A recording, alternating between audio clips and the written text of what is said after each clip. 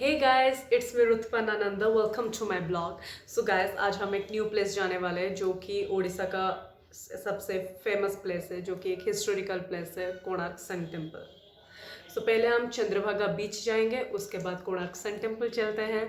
And हाँ, और एक बात गाइस, अगर आप लोग ने मेरे ब्लॉग चैनल को अभी तक सब्सक्राइब नहीं किया है then please subscribe it and like it and also share it. So guys, without wasting any time then let's गो।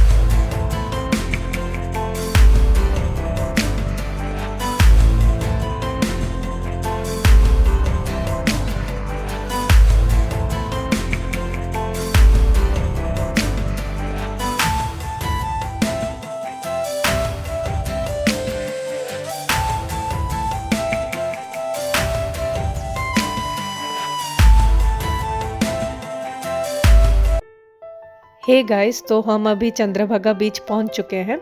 ये बीच कोणार्क सन टेम्पल के पास ही है। चंद्रभागा बीच कोणार्क सन टेम्पल से हार्डली 5 किलोमीटर ही है। ये बेसिकली सनराइज़ के लिए जाना जाता है।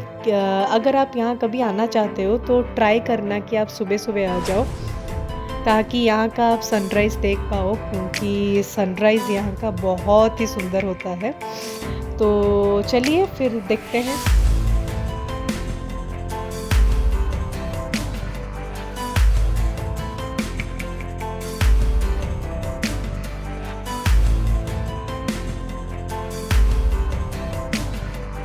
ये जो आप इतने सारे दुकान देख रहे हो, यहाँ पे आपको jute items, handcraft items and also आपको सेल आइटम्स भी मिलेगा। ये सब बहुत ही सुंदर होता है। जब आप यहाँ पे आओगे तो यहाँ से भी आप चीज़ें को ले सकते हो। बहुत सुंदर है और बहुत ही इसका प्राइस भी ज़्यादा नहीं है, बस कम प्राइस है। लो प्राइस में यहाँ का चीज़ बहुत ही सुंदर है, बहुत ही औसम है।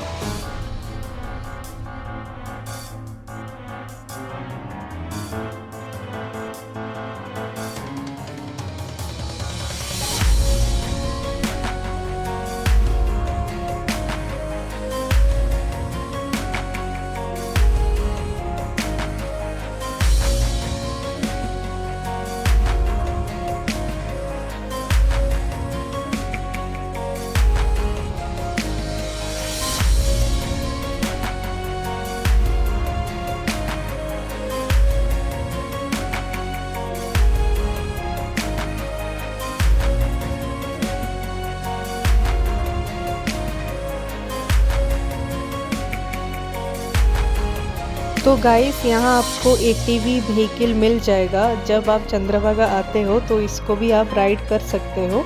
तो ये 10 मिनट के लिए 150 रुपीज़ लेते हैं। तो आप आराम से यहाँ आके ये व्हीकल राइड कर सकते हो।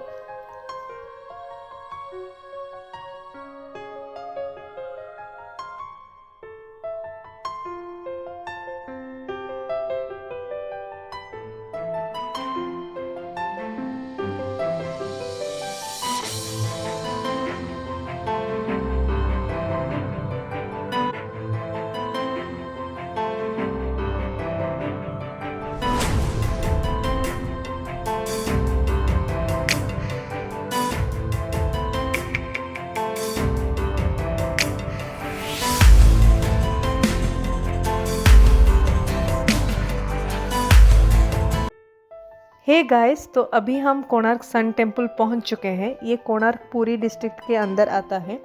ये भुवनेश्वर से टोटल 60 किलोमीटर होता है।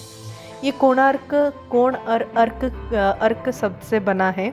अर्क का मतलब सूर्य होता है एंड कोण मतलब कोना या किनारा।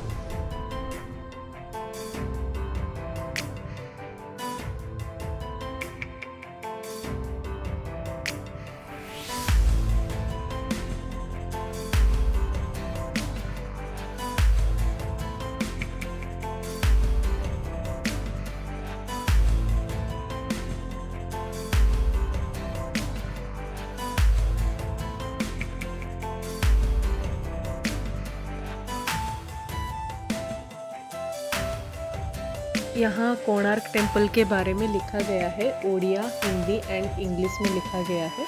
अगर आप इसको पढ़ना चाहते हो तो आप वीडियो को पॉज करके पढ़ सकते हो।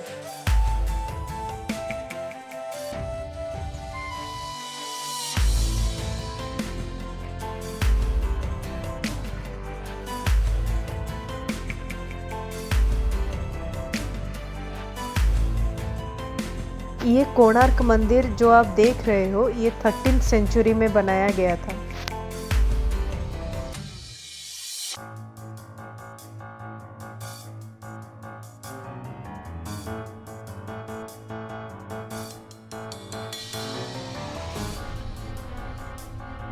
ये कोणार्क टेम्पल के लिए टूरिस्ट गाइड मैप है, जिसको कि आप फॉलो करके घूम सकते हो।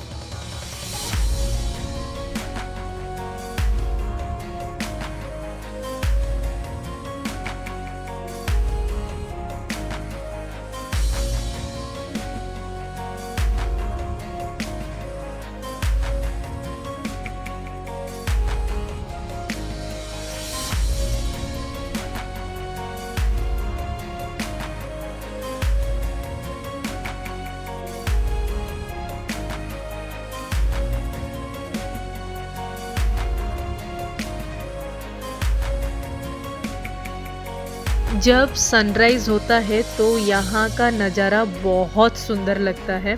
वो व्यू बहुत ही ज़्यादा सुंदर होता है।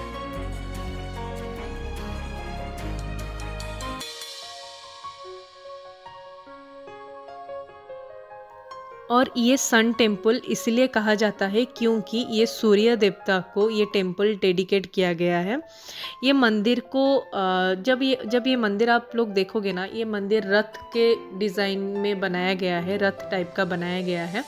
यहाँ पे 12 पहिया एंड 7 घोड़े का स्टैचू बनाया गया है। जब आप इस मंदिर को देखोगे तो आपको ऐसा लगेगा कि इसको 7 घोड़े एंड 12 पहिया आगे खींच के लेके जा रहा है इस मंदिर को।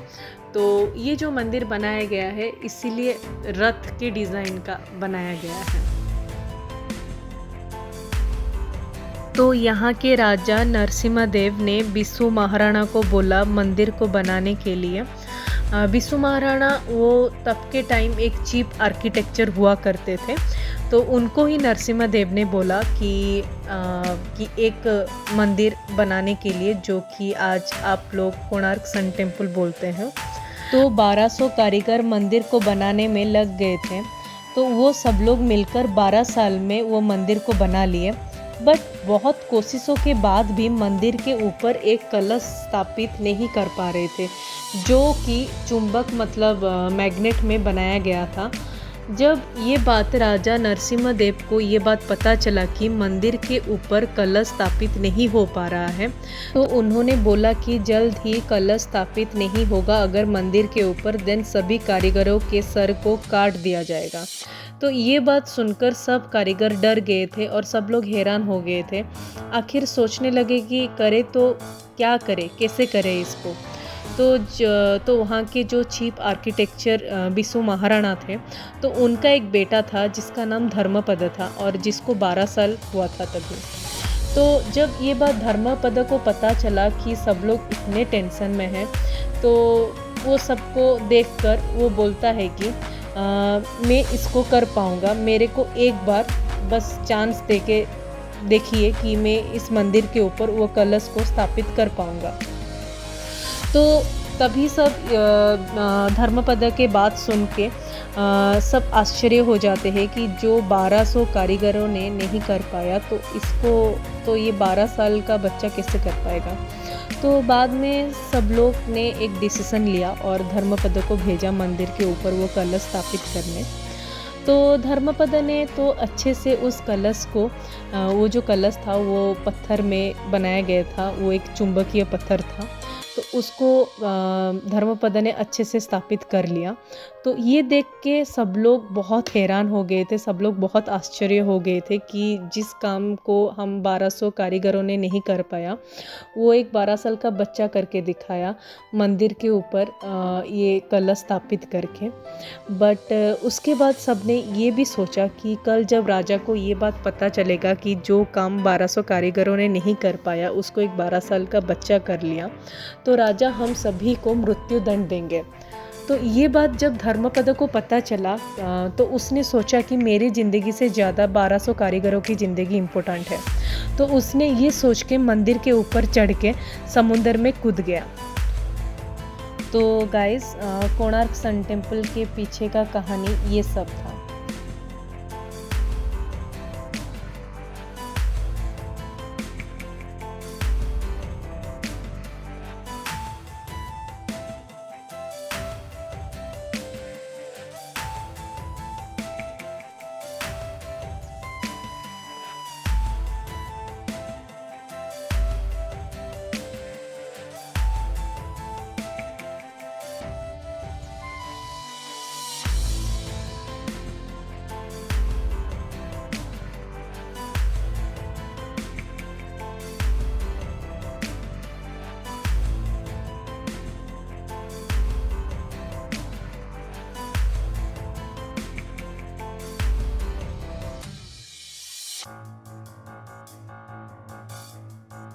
और कहा जाता है कि इस मंदिर के ऊपर जो मैग्नेट वाला पत्थर जो लगाया गया था, जो चुंबकीय पत्थर लगाया गया था इस मंदिर के ऊपर, कहा जाता है कि जो भी कोणार्क देके जो भी जहाज लेके गुजरता है कोणार्क देके, तो उस चुंबकीय पत्थर के कारण वो जहाज को अपनी ओर खींच लेता है और बहुत नुकसान भी होता है। तो कहा जाता है कि इसके कारण अपने जहाज को बचाने के हेतु उस चुंबक को वहां से हटा दिया गया।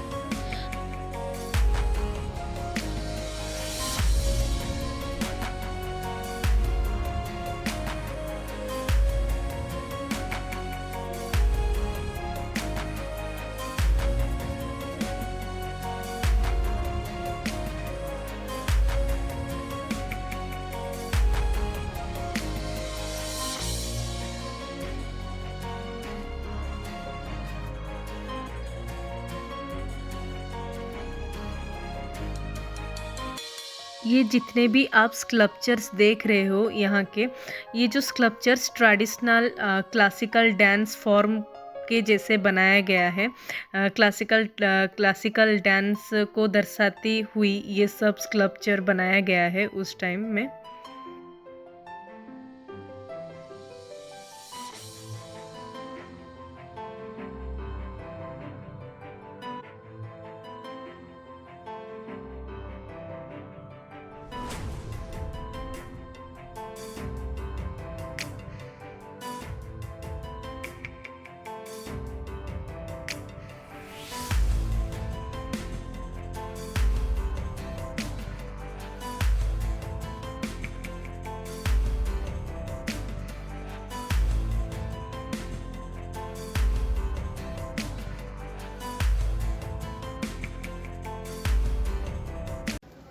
तो गाइस आज का ब्लॉग यहीं ख़त्म होता है। तो आज का ब्लॉग आप लोग को कैसा लगा मेरे को ज़रूर बताना, कमेंट बॉक्स में मैसेज कर देना मेरे को।